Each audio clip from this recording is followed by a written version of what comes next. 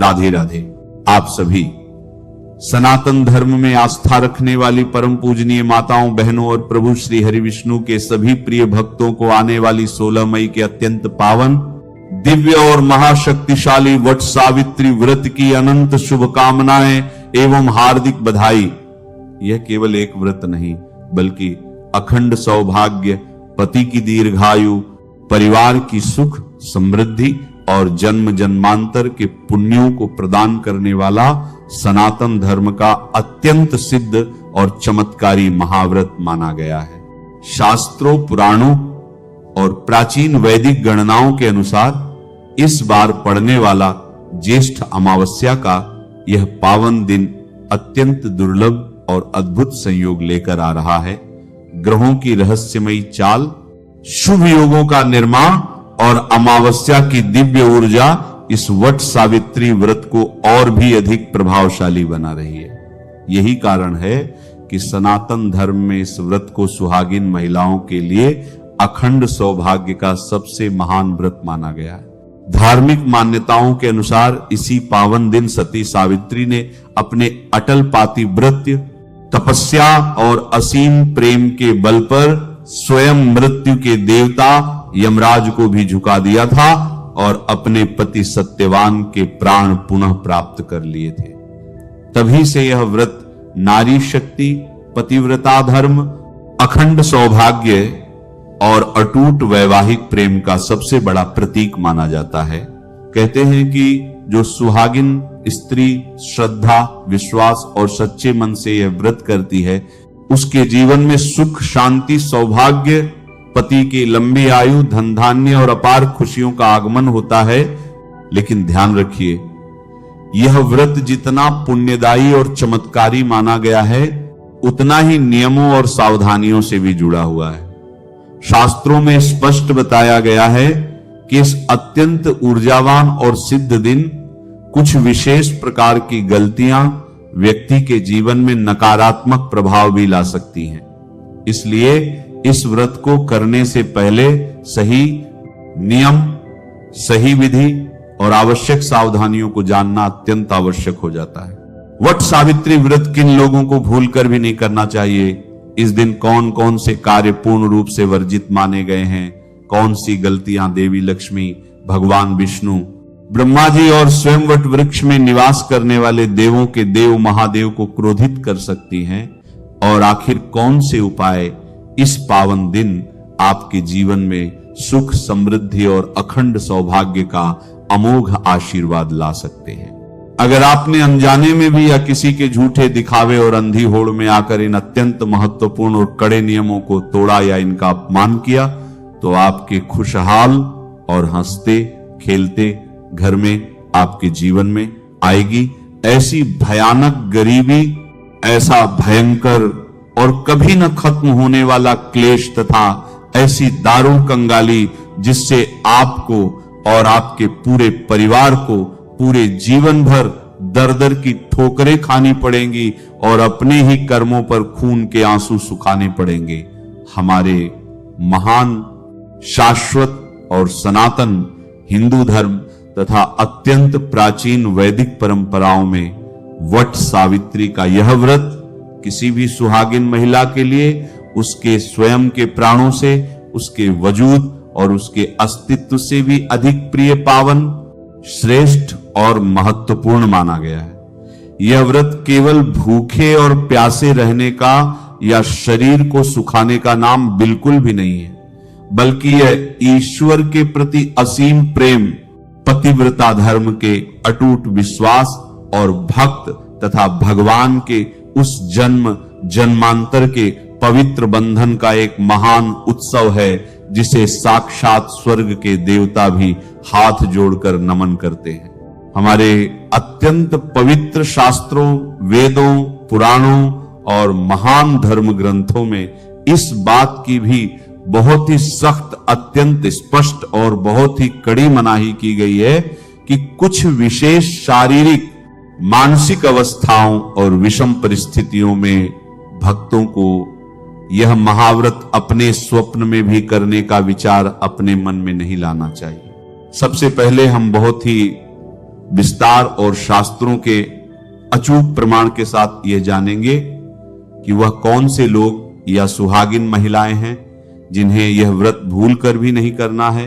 हमारे सनातन धर्म के परम पवित्र शास्त्रों और महान धर्म ग्रंथों में सबसे पहले उन माताओं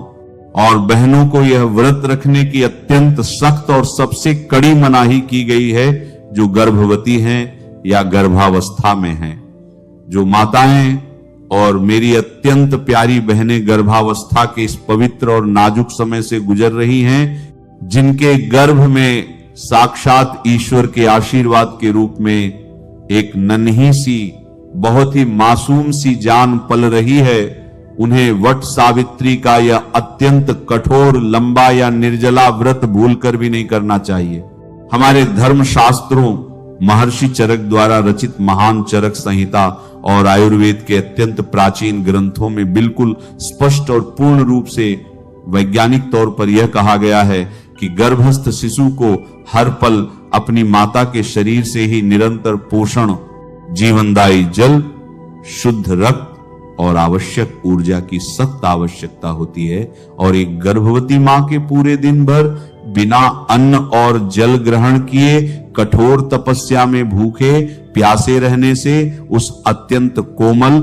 निर्दोष और अजन्मे शिशु को भयंकर शारीरिक कष्ट, कुपोषण और उसके प्राणों पर भारी संकट आ सकता है। परमेश्वर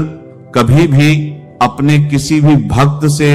यह बिल्कुल नहीं चाहते कि उनकी आराधना के लिए किसी भी मासूम बेजुबान शिशु को रत्ती भर भी कोई पीड़ा सहनी पड़े।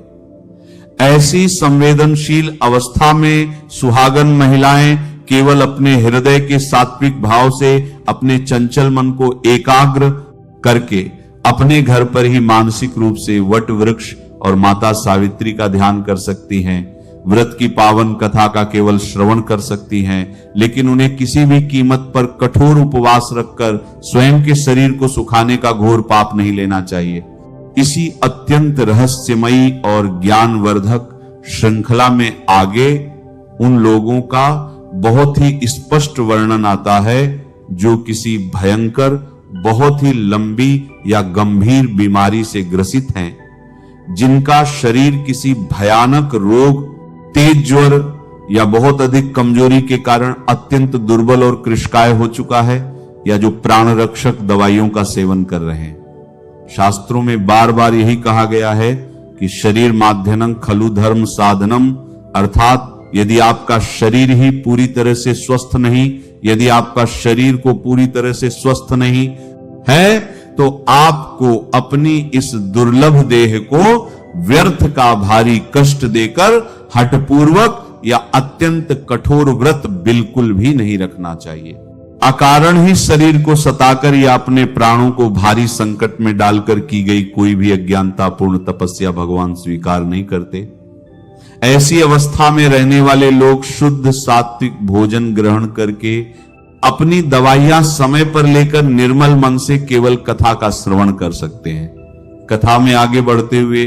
अत्यंत महत्वपूर्ण और ध्यान देने योग्य बात उन सभी सुहागिन महिलाओं पर पूरी सख्ती से लागू होती है जिनके घर परिवार में, उनके कुल में या उनके मायके अथवा ससुराल पक्ष में कहीं भी सूतक या पातक लगा हुआ हो। ऐसे अशुद्ध अवस्था वाले लोगों को भी वट सावित्री का यह परम पावन व्रत भूलकर भी अपनी भूल चूक में भी नहीं करना चाहिए। जब परिवार में किसी नन्हे शिशु का जन्म होता है तो जन्म का सूतक लगता है, और जब दुर्भाग्यवश किसी आत्मीय जन की दुखद मृत्यु हो जाती है तो मृत्यु का पातक लग जाता है। इस निर्धारित और अशुद्ध अवधि में किसी भी देवी देवता की प्रत्यक्ष पूजा करना, व्रत रखना, पवित्र वट वृक्ष को स्पर्श करना या कच्चे सूत का धागा लपेटना पूर्णतः सर्वथा और पूरी कठोरता के साथ वर्जित होता है। सूतक या पातक काल के दौरान घर के संपूर्ण वातावरण में भारी आध्यात्मिक अशुद्धि मानी जाती है, इसलिए इस समय व्रत रखने या पूजा करने से मनुष्य को भारी दोष और भयंकर नरक में ले जाने वाला पाप लगता है। इसके साथ ही सबसे प्रमुख अवस्था उन स्त्रियों की है जो रजस्वला हैं, यानी जो स्त्रियां अपने मासिक धर्म के प्राकृतिक चक्र से गुजर रही हैं, उन्हें भी 16 मई को इस अत्यंत पवित्र दिन विशेष सावधानी और नियमों का अत्यंत कठोरता से पालन करना चाहिए। मासिक धर्म के अशुद्ध दिनों में स्त्रियों को किसी भी पवित्र देव प्रतिमा, वट वृक्ष को प्रत्यक्ष रूप से पूजने या स्पर्श करने की अत्यंत सख्त और बहुत ही कड़ी मनाही है। यदि अचानक से ऐसी स्थिति आ जाए तो महिलाओं को दुखी होने की कोई आवश्यकता नहीं है। वे स्वयं पूजा करने के बजाय किसी अन्य पवित्र स्त्री या परिवार की किसी अन्य सुहागिन महिला से पूरे विधि विधान से संकल्प करवाकर यह पूजा संपन्न करवा सकती हैं और दूर बैठकर एकांत में मानसिक जाप कर सकती हैं। अब हम विस्तार से बात करते हैं उन महिलाओं की जिनका आचरण इस महान व्रत की मूल भावना के बिल्कुल विपरीत है। उन दुर्भाग्यशाली और अज्ञानी लोगों को यह व्रत सपने में भी रखने का दुस्साहस नहीं करना चाहिए, जिनके कठोर और विषैले मन में अपने पति, सास, ससुर या गुरु के प्रति तनिक भी सम्मान, प्रेम या आदर का कोई भाव न हो, जो बात बात पर अकारण ही अपने पति का घोर अपमान करती हैं, घर में हर समय महाभारत और कलह का भयंकर वातावरण बनाकर रखती हैं। वट सावित्री का यह महाव्रत पति की लंबी आयु और सुखद दाम्पत्य जीवन के लिए रखा जाता है। जो स्त्री अपने ही पति से सदैव कटु वचन बोलती है, उसे समाज में नीचा दिखाती है, उसका यह व्रत करना केवल समाज के सामने एक झूठा पाखंड और ढोंग मात्र रह जाता है। ऐसे विषैले हृदय वाले मनुष्यों का यह झूठा व्रत भगवान कभी स्वीकार नहीं करते। इसके अतिरिक्त वह मूर्ख और अज्ञानी लोग आते हैं जो केवल ईर्ष्या, द्वेष और समाज में अपने सजने, संवरणे या धन दौलत का झूठा दिखावा करने के लिए यह व्रत रखते हैं। भारी भरकम आभूषण पहनकर वट वृक्ष के नीचे केवल अंधी प्रतिस्पर्धा के लिए जाना और हृदय में सच्ची श्रद्धा का न होना भयंकर पाप का भागीदार बनाता है। अंत में उन अज्ञानी लोगों की बात आती है जो व्रत का संकल्प तो ले लेते हैं, लेकिन पूरे पावन दिन तामसिक विचारों, दूसरों की चुगली और निंदा करने में पूरी तरह से लिप्त रहते हैं। जो लोग व्रत के दिन भी गंदे अपशब्द बोलते हैं, उनकी तपस्या का सारा पुण्य उसी क्षण भस्म होकर राख के ढेर में बदल जाता है। यदि आपके स्वभाव में अत्यधिक और भयंकर क्रोध भरा है और आप दूसरों की बुराई किए बिना एक पल नहीं रह सकते, तो आपको यह कठोर व्रत भूलकर भी नहीं करना चाहिए। किन लोगों को यह व्रत नहीं करना चाहिए? तो अब हम अपने अत्यंत प्राचीन शास्त्रों और वेद पुराणों के सबसे गोपनीय और अचूक रहस्यों को उजागर करते हुए यह जानेंगे कि 16 मई वट सावित्री व्रत के इस अत्यंत सिद्ध और पावन दिन आखिर वह कौन से अत्यंत भयंकर और सर्वथा वर्जित काम हैं जिन्हें भूलकर भी, अपनी घोर अज्ञानता में भी किसी भी स्त्री या पुरुष को नहीं करना चाहिए। ये गलतियां इतनी भारी और विनाशकारी हैं कि इनका दुष्परिणाम 7 पुश्तों को भी भयंकर गरीबी के रूप में भुगतना पड़ सकता है। सबसे पहली और सबसे बड़ी विनाशकारी गलती जो अक्सर लोग कर देते हैं वह है अत्यंत पवित्र वट वृक्ष की डालियों या पत्तों को बेरहमी से तोड़ने से जुड़ी हुई गलती। वट सावित्री व्रत के दिन सबसे प्रमुख रूप से बरगद के पेड़ यानी वट वृक्ष की ही पूजा होती है। शास्त्रों का यह परम सत्य है कि वट वृक्ष के मूल में भगवान ब्रह्मा, मध्य में भगवान विष्णु और अग्रभाग में साक्षात भगवान शिव का वास होता है और नीचे माता सावित्री विराजमान होती हैं। लेकिन आपको यह अत्यंत महत्वपूर्ण बात हमेशा के लिए अपने मन में गांठ बांध लेनी चाहिए कि पूजा करने के लिए आपको उसी दिन यानी 16 मई के दिन भूलकर भी किसी भी हालत में वट वृक्ष की टहनियां या पत्ते अपने हाथों से बेरहमी से नहीं तोड़ने हैं। शास्त्रों में इसे साक्षात देव हत्या के समान एक अत्यंत ही भयंकर और कभी न मिटने वाला घोर पाप माना गया है। आपको केवल पेड़ के नीचे गिरे हुए पत्तों का ही उपयोग करना चाहिए, या साक्षात वृक्ष के पास जाकर ही उनकी विधिवत पूजा करनी चाहिए। जो अज्ञानी मनुष्य व्रत